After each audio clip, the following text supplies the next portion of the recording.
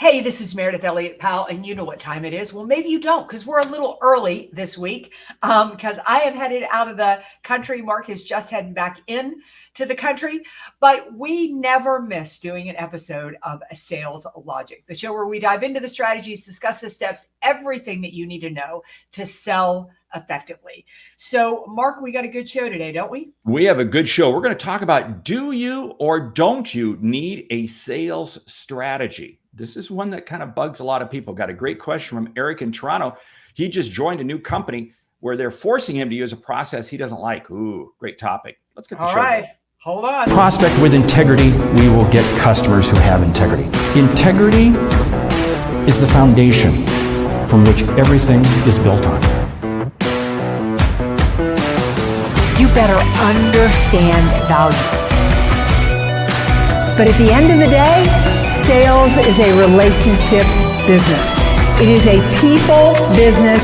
It is an emotional business.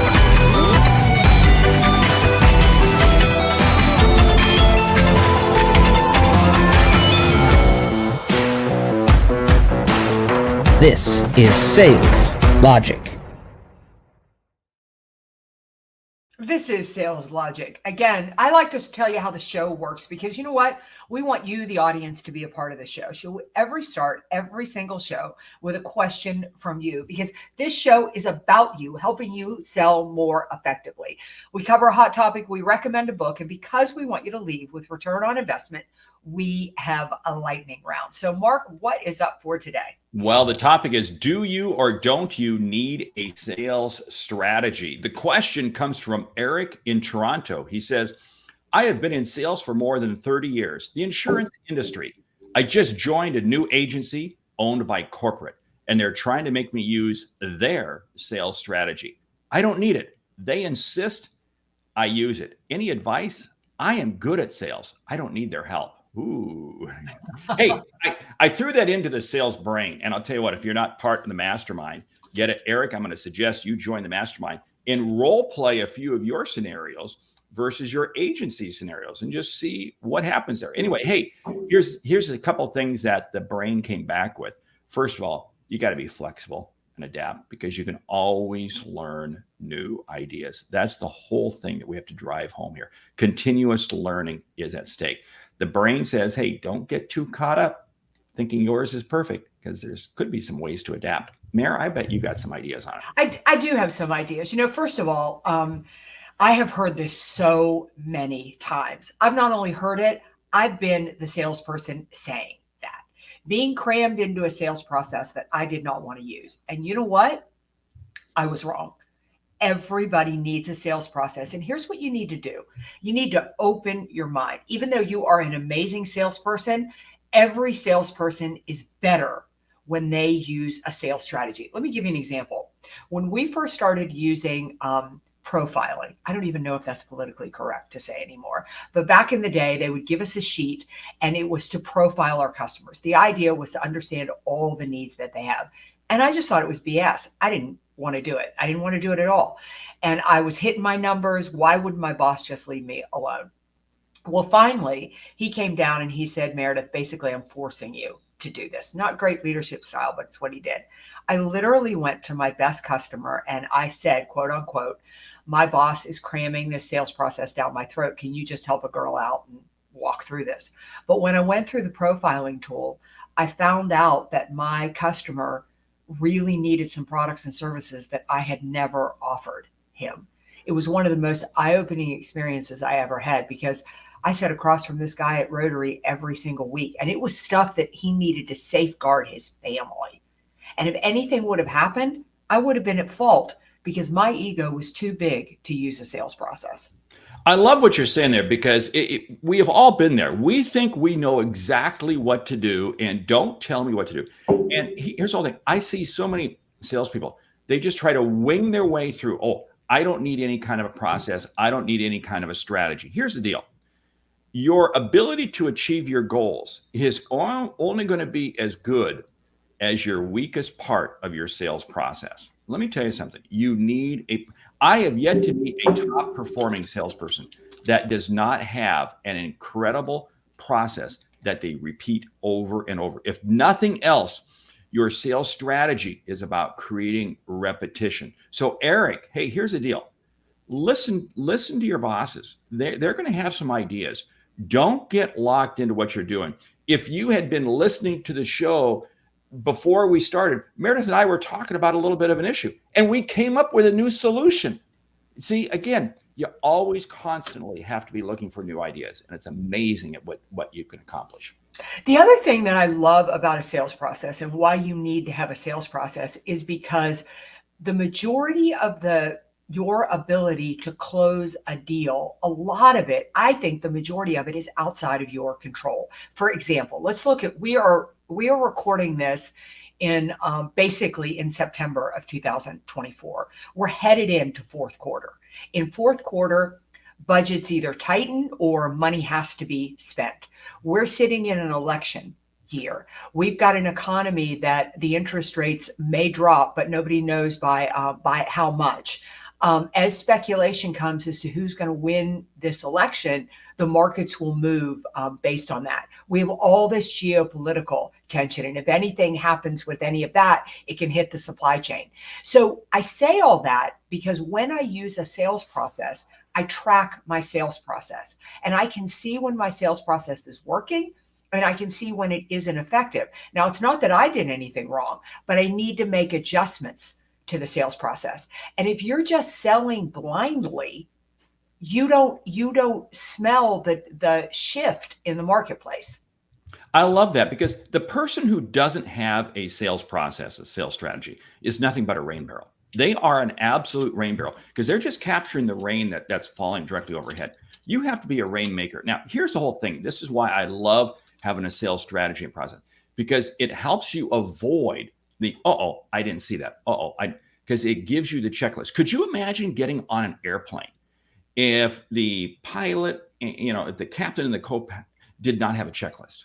Could you imagine going into a surgery and the surgeon says, I'm just going to wing it?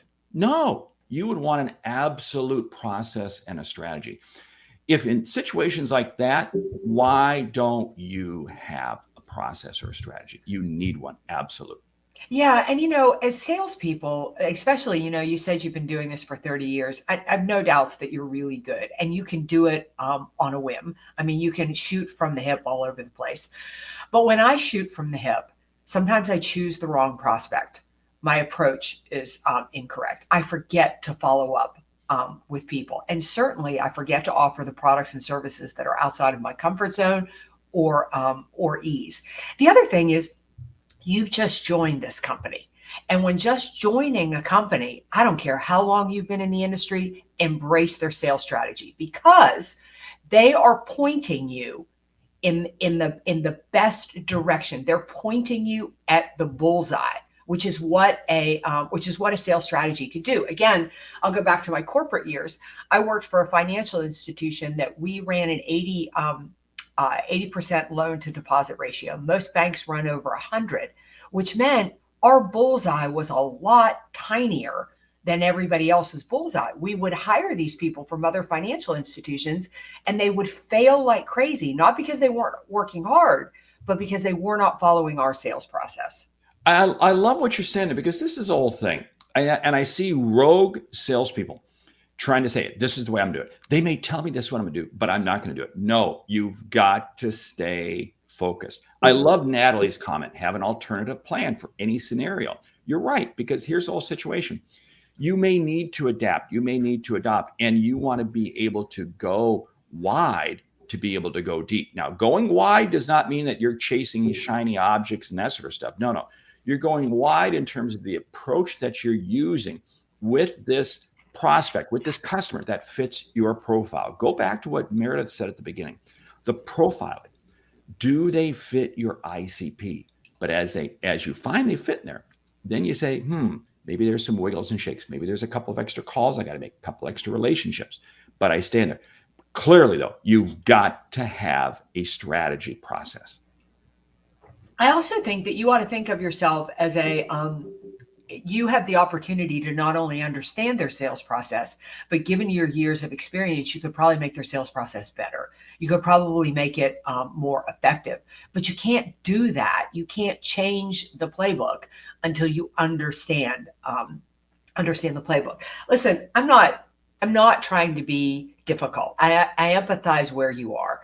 You come into corporate, and usually a sales process is written by people who don't have to sell. I mean, it's the kiss of death. So I understand there are probably parts of that sales process that are ineffective.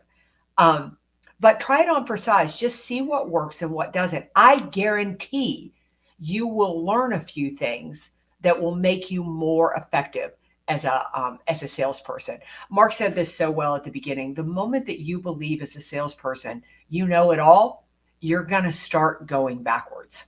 It happens all the time. I'm going to go back to early in my sales career. The sales process, the sales strategy in the companies I was in, always involved marketing. And marketing would do all this. And sales like, this doesn't make sense. This doesn't make sense. But you know what? I still read it. I still went through it. I still reviewed every element of it. Why? Because there were still pieces I used. Did I use 100% of it? No, I didn't. But I still learn from it. So this is the whole thing. Eric and anybody else out there, you may have your own process. Corporate may have their own. But you know what? Don't throw the baby out with the bathwater. You have got to.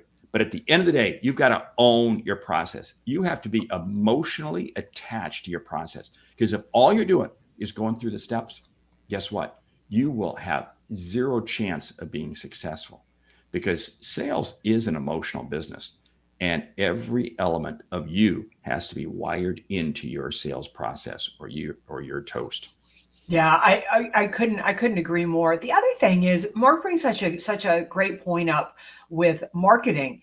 I mean, their sales process probably really includes marketing, and it probably really includes the customer experience and division of the company. And you need to be seeing what those ends are doing to help you be successful, because it's got to be a holistic process. But Mark, I wonder if we're getting a little ahead of ourselves here. What is a sales process? Well, a sales process is a repeatable set of steps that you go through to a defined set of customers in a sequential order of time. Period. That's it. That's all it is. But you've got to be absolutely clear. So the process, think about this. When you build your strategy, we have a lot of people listening who don't have a process. Think about, what is it that I can do that is repeatable? 2, what is it that is going to help me get to the outcome that the customer is looking for? And 3, how am I going to be sure that I'm doing it for the customers who I really know I can help? Yeah, and in kind of in granular detail, I think you got to begin your sales process by defining your ideal prospect. That's where it begins. Then you want to really decide where you're going to meet and how you're going to connect with those prospects. How are you going to engage so you become visible to them? That can be everything from your online approach, your marketing approach, to your networking activities. Then you get down into your sales calls, your first interactions, your follow-up sales calls, your preparation, what all of that is going to look like. What is your follow-up system? How many proposals do you aim to write a month? How many do you try to lose a month, so you make sure you're keeping your price where it needs to be? And then how many deals do you need to close a month in order to hit your goals? Again, it is the story of you and how effective you are at sales, but you have to have all of that defined. And not only do you have to have all of that defined, you did a great job on that, Meredith, thank you, but you also got to say, okay, what happens after the customer buys from me? In other words, I got to make sure that I deliver the customer to the next phase of the company. The onboarding team, the success team, whatever they're called, I got to make sure that I deliver them to that right. So what does that mean? I got to make sure that my process does not put expectations of the customer so far out there that we ultimately can't deliver them. All right, Stephen Nortnick, I hope I pronounced that right. I love this. I'm a commercial roof sales call, giving me free range of a sales process, meaning he can do whatever he wants to. I have been in sales for 6 years. 3 weeks in, I am simply cold calling heavily daily and finding traction in the documenting process right now. Okay, Stephen, let's make you a live case study. All right.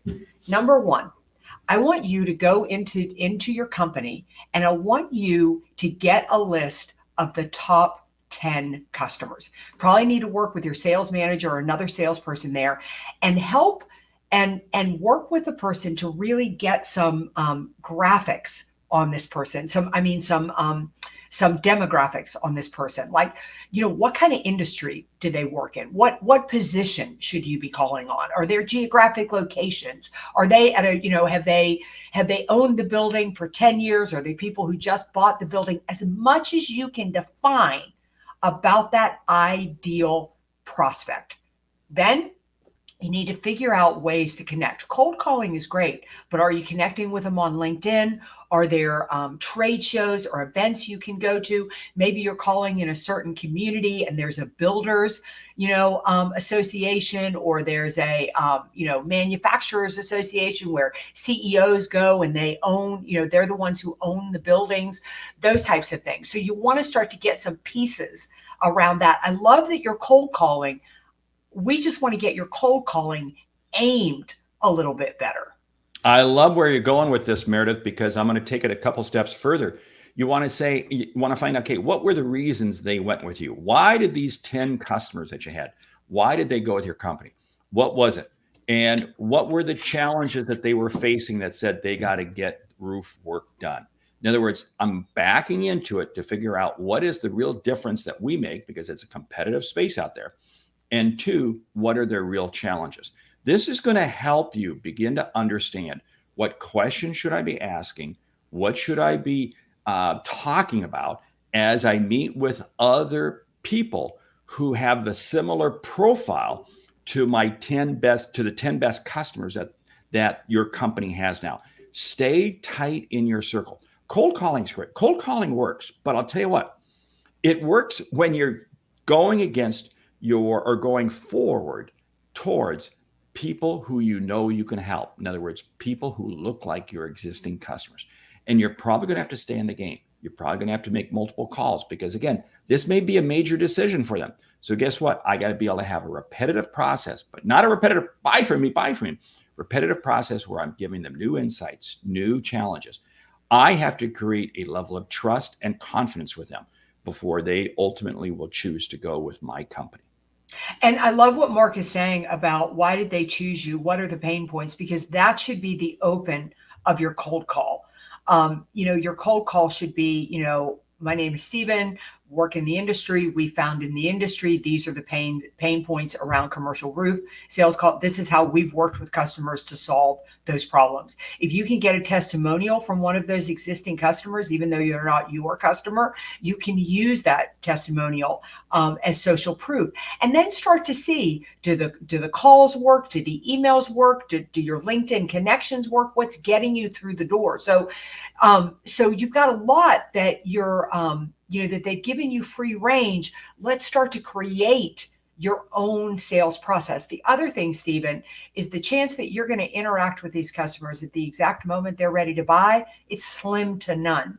And so you want to make sure that you're touching those customers every month for at least a year, maybe longer, with some kind of value add information. Like, here's 3 things that you should know about taking care of your roof. 3 things that you should know before hiring before you decide to redo. 5 ways you could save money when putting a new roof into your organization. Whatever it is, just make sure that you're building yourself as an expert in front of sales. There's so much to sales process. We could talk forever. Oh, it is. And what that does is it allows you to stay in front of them. But what you're doing is you're staying in front of them as a professional because you're helping them. This is the key thing, because here's the whole thing. When they ultimately do need to get a roof, they're probably going to go out and get 3 bids. Okay. But here's the thing. If you've established a relationship with them, there's a level of trust. There's probably a level of confidence. Guess what? That means your proposal, your plan is going to have much higher weight, much higher regard. Because I'll tell you what, by doing this, you know what's going to help you do? It's going to help you get out of the price game. Because the one who comes in with In the absence of trust, price is everything. What you're doing, Stephen, is you're creating trust with as many different people out there as possible. I love that. Hey, and that applies, any of you listening, that doesn't just apply to Stephen, the roof consultant. That applies to anybody, regardless of what it is that you're selling. The strategies really remain the same. Great conversation this morning. Yeah, we better get to the book. Hey, are you ready for the book? The book, Rejection Proof by Jia Chang. Hey, if you have not read this book, this is a great book because the gentleman, do you remember this gentleman? I do. Yes. I love this guy. I've had a chance to hear him on a number of occasions. He literally went through a process of rejection. He purposely, he walked into Costco, asked a manager of a Costco store, could I get on your PA system? He wanted to get rejection. He walked up to somebody's house and said, can I play soccer in your backyard? He does that. And what does it do? It made him absolutely rejection proof so that he could go out and ask for anything. Think about that as a salesperson. We are so timid, so afraid. Anyway. He also, the biggest thing that I remember about the book is he really made rejection fun. And then it became difficult to get rejected. Yes. Yeah. Yeah. Because he literally went to an airport and said, can I fly your airplane? Yeah. And the guy said, okay, let's go. And it's like, wait a minute. He had to, and this is the whole thing that salespeople put up barriers, and this book is going to help. It is absolutely a fun read. Okay. Are you ready for the lightning round? Lightning round. Top 10 ways to use a story in sales. Oh, great. This is so good. Storytelling is such a powerful tool in sales. I would say that use story in sales as a way to make a connection about a pain point, like be able to use a story to show that you understand and have experience in the challenges that they're going through. I love that because you're using it as a confirming statement very early in the prospecting phase. Yeah. Use story to train your sales teams. To show them examples of ways that you've worked with customers. Use stories of a customer that maybe your customer can relate to. They may be resistant to hearing from you, but you know what? They'll follow what a fellow competitor does, fellow customer of theirs does. Yeah, use a story as a way to shift your customer to thinking forward. Like when they think that they don't need to be paying attention to something, or it isn't critical to them, like maybe they don't need to train their team. Tell a story about what happened to an organization. I hit this a lot in succession planning, and I've got a great succession planning story where a company failed to succession and there was real pain for it. Share stories as memorable experiences, not for you, but for the customer you're sharing with, because you share a story and you share it right. They're going to remember that for a long time. What do? They connect it with you. Use story as a way to showcase your expertise. It's a soft way to show that you have been able to really help a customer. Share a story to help them see why what they want to do is a big mistake. They may not take your word that it's a big mistake, but if you share a story of somebody else who did that and it was a big mistake for them, the light will go on. They'll see. Yeah. I would say we got to be at about number 9. I would say that I would use story to either make a personal connection or to address some pain points. When you develop stories, make sure that you can share them short and tight or long and drawn out, depending on how the customer is receiving that. Hey, with that, you know what? We got people who are listening, who are watching, who have not joined the Sales Logic Mastermind. We should tell them about it real quick. Oh, yeah. Sales Logic Mastermind. Natalie, she is probably one of our star pupils. She shows up, team member. She shows up every single week. She's always there for us. But basically, it is where we take this podcast and we give it life. We are a community working together, holding each other accountable, supporting each other to be more effective at sales. And then on top of it, we have these unbelievable tools. Mark said you have access to the Sales Logic brain. You got a question? You don't need to wait for the Sales Logic podcast. You can pop right in there and ask a question and get expert advice. We've got the prospecting tool. You know what? As Mark Hunter always says, sale begins with a prospect. Start there. The better you are at prospecting, and this tool is amazing. And there's so many other tools in there, from the role play tool. We have the Sales Logic Expert Series. It is absolutely fantastic. Hey, with that, we want, and how do you get to it? Go out to saleslogicpodcast.com. You'll see it right there. Saleslogicpodcast.com. Join us. Join us. Hey, with that, we want to say thank you for listening to Sales Logic this week. If you like what you hear, subscribe, rate, and review the show on your favorite podcast app. Something we've said has earned you $1. Consider telling a friend about our show because it's how we grow when we help you grow. I'm Mark Hunter. And I'm Meridith Elliott Powell. Remember, when you sell with confidence and integrity, all of this uncertainty suddenly becomes your competitive advantage. And the sale becomes logical. All right. We'll see you right back here next week for another episode of Sales Logic. Until then, check out the Sales Logic Mastermind. Go to the saleslogicpodcast.com. You can find that information there. All right. Go close a deal. We'll see you next week.